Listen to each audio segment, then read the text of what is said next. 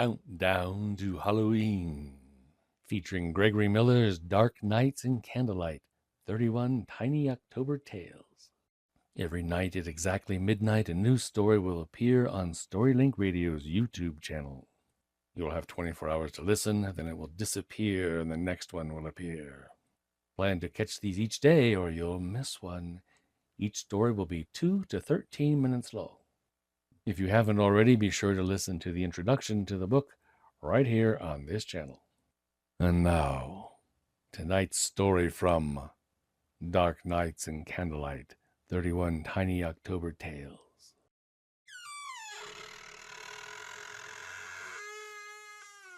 October 28, The Return.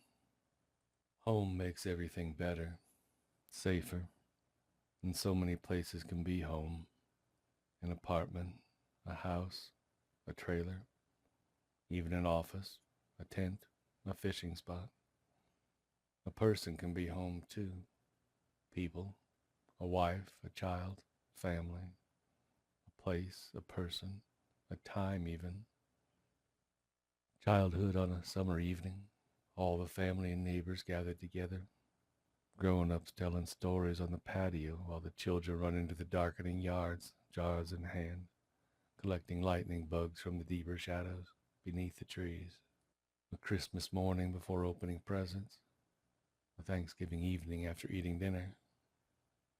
A place, a person, a time. That then was the problem for Bertie Morris.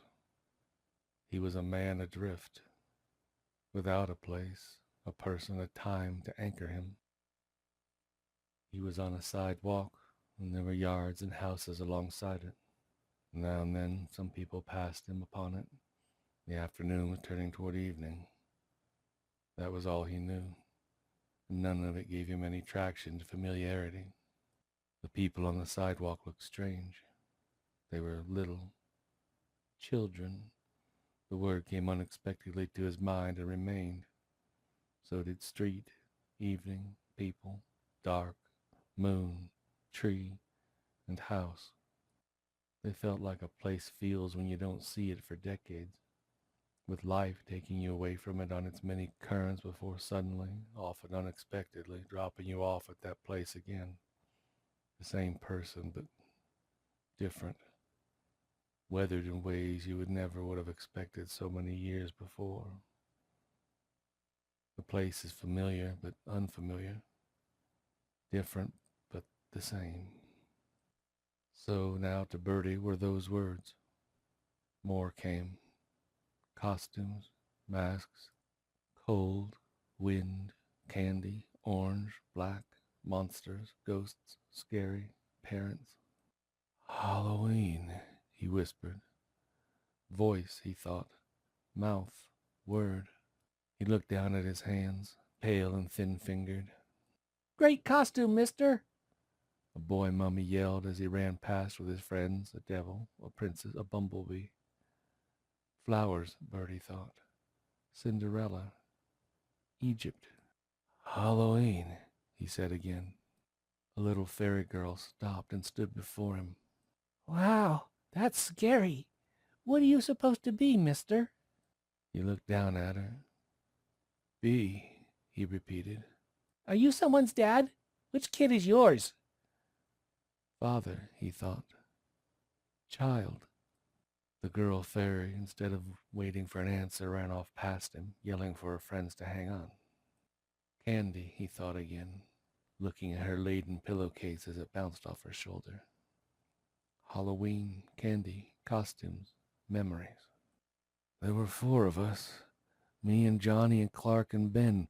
We ran from house to house, and the neighbors gave us candy, and we said trick or treat, and then happy Halloween, and we filled our pillowcases in the burning pumpkin-smelling doorways all up and down our block, and the next, and still on across the northern part of town, and then we went home, back to one of the houses where we tally up our loot and watch a monster movie and eat ourselves sick, and then really home to bed, and then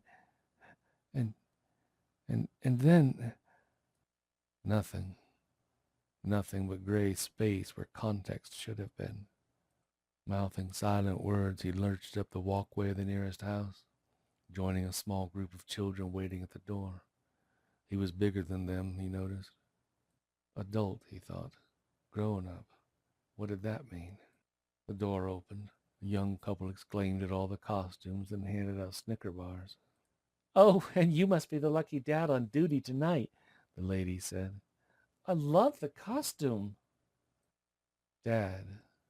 Parent. No, that wasn't possible. He went to open his pillowcase, then realized he didn't have one. He cupped his hands together and held them out instead. The lady paused, then laughed and nodded. "Okay, I guess dads deserve one too. Happy Halloween!" The door closed. The children ran ahead. Bertie plodded slowly down the walk, feeling the candy's wrapping and the shape within.